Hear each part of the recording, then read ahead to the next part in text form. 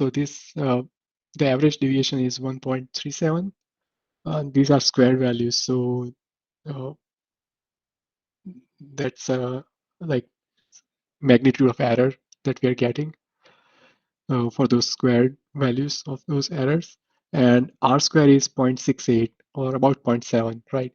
So this how well they correlate with the actual ground truth or actual measured values of ESOL property. So these are the model uh, performance sort of measures for a model that we generated using fingerprints. Now let's move on and execute the next cell. What it does is basically it uses embeddings instead of fingerprints. So the embeddings that we calculated using the pre-trained megamolBART model. And rest of the model treatment is basically the same. So the parameters that are same as the previous model, and we are just changing the input feature vectors here. Okay, so let's execute and let's see how this model performs compared to the previous model that we obtained using fingerprint. So here the mean square error value, you'll observe that the magnitude has decreased quite significantly. So previously it was 1.37. Now it's about 0.6 or 0.58. So you can see that the mean square error, so the magnitude of error has decreased, and also the R square value is increased. So it's about 0.87. You can type in what values you are getting just to see if anybody is getting beyond zero point 0.9. You should get values around these. It depends on how the data is splitted in test and train, but it shouldn't vary a lot. So if you're getting drastically different values than these, please post them in chat.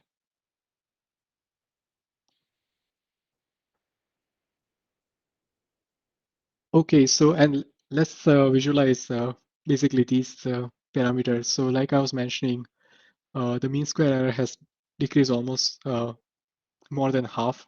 So less the value is better, and the R square value has increased. So uh, it's if it's a perfect sort of prediction, you'd get R square value equal to 1. So basically 1-to-1 correlation between the predictor values and the embeddings. Sorry, the ground truth. So you can tweak those parameters that go into the development of this SVR model. So for example, you can try different kernel method or different penalty or learning rate and see whether they make huge change or huge difference in the values.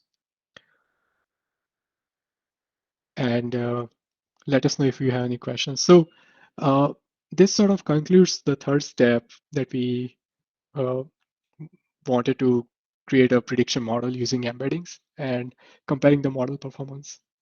So in a scenario where you have, for example, historic data set in your pharma company or in your research setup, right, where you have hundreds of thousands of compounds and you have certain properties calculated or measured, experimentally measured for those. Those property could be solubilities or uh, its uh, first pass properties or blood-brain barrier properties, or it could be any other properties, right? So you can use those data to get embeddings and uh, generate a model to predict properties for new designs. And this can be really powerful in a research setup, especially where you want to avoid any later stage failures, right? So if you find that a compound interacts perfectly with the target protein, but it has so and so issues. So for example, it has solubility issues or it has uh, some distribution issues, related issues, absorption related issues. So again, make prediction models for those properties using the embeddings as it captures the chemical nature better than some of the uh, conventionally used feature sets such as fingerprints.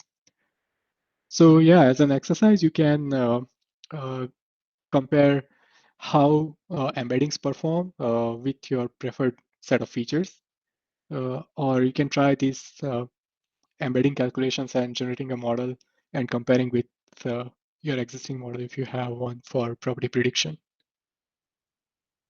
And essentially, this concludes the objectives for inferencing and generative chemistry and prediction modeling. So I'll pause here, and if you have any question, please feel free and enter them in chat.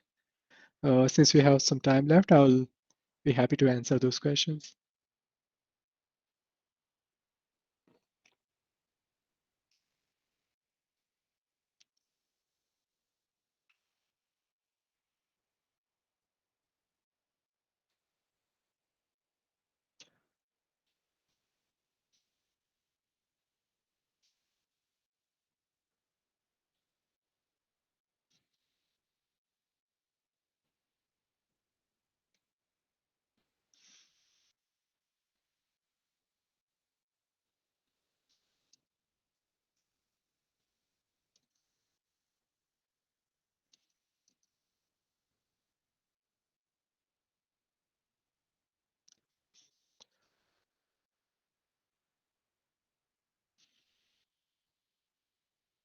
Okay, so while we are waiting for any potential questions, I just wanted to highlight a couple of resources. One, as I mentioned previously, please take a look at the blog. I'll copy the link of the blog in the chat as well. Uh, and also uh, a link to Mega Boulevard. So let me copy that link to.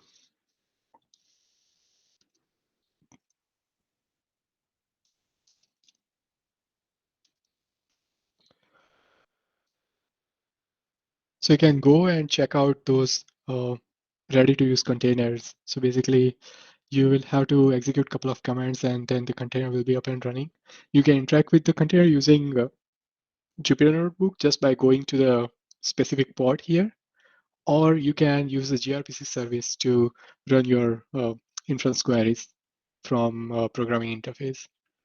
So these are great resources, and also I would like to copy the link to Megamolbard's GitHub page.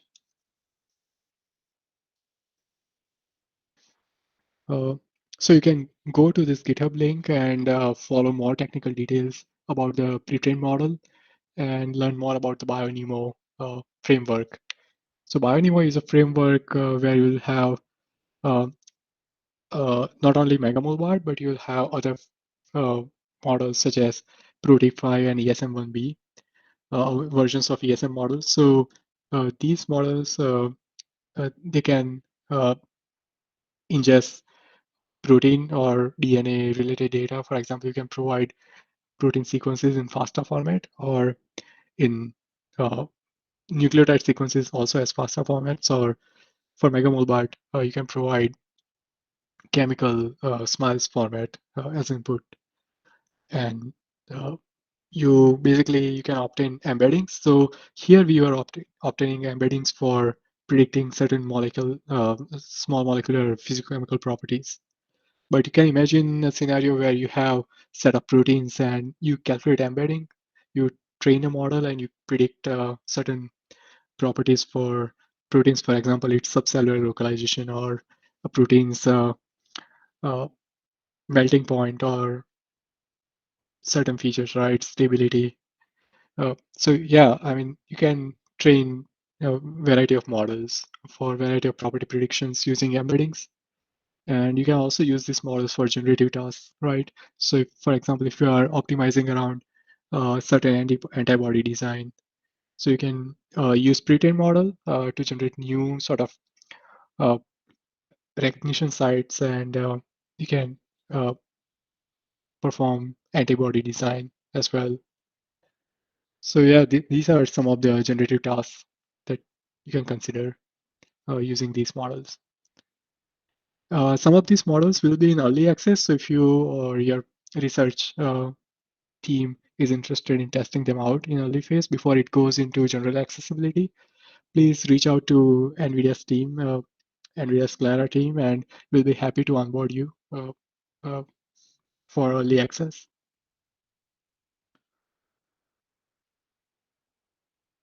Okay, with that, I'll stop talking and I'll ask if please post any questions you may have in the chat.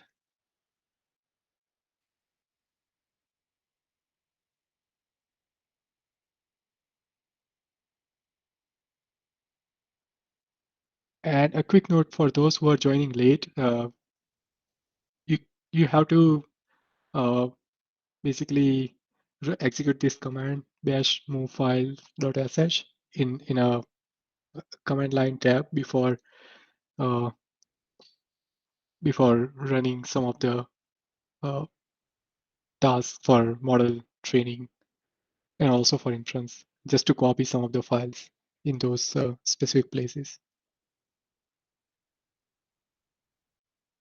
Okay, for early access, let me find a link in just a second.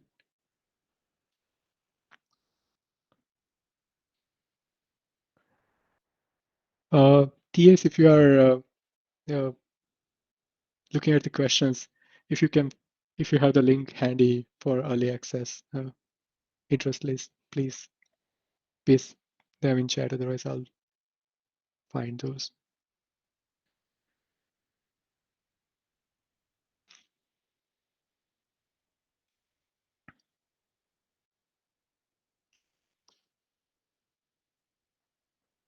And we have some people waiting in the waiting area requesting for admission. So if you have finished your lab, please conclude your session. So yeah, one more note. This session will be auto-terminated after 15 minutes of official end time of the lab. So for the Pacific time, it would be 15 minutes past noon. So please save your notebooks if you are interested in like following those examples at your end. And the instances will be accessible again in like a couple of hours after the completion of uh, the lab. So please, if you would like to retain the work, you can right click and you can download a specific notebook.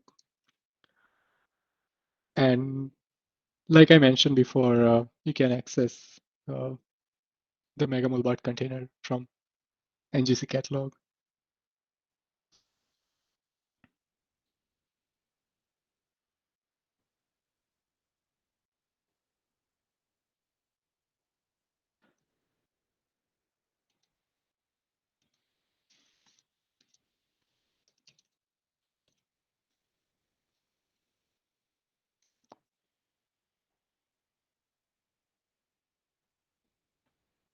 Okay, so in the meantime, I have found early access link. So I'm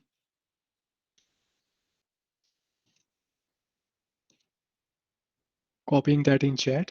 Uh,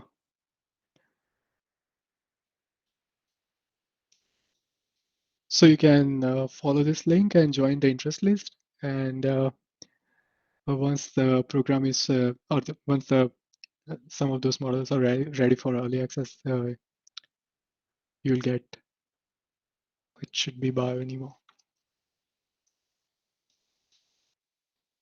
Okay, yeah, so you'll get notified for the early access. And also, if you haven't yet looked at the GTC keynote by Jensen Huang or uh, Kimberly Powell, please search for those keynotes and you will learn more about the BioNemo and other resources at NVIDIA to expedite early stage drug discovery.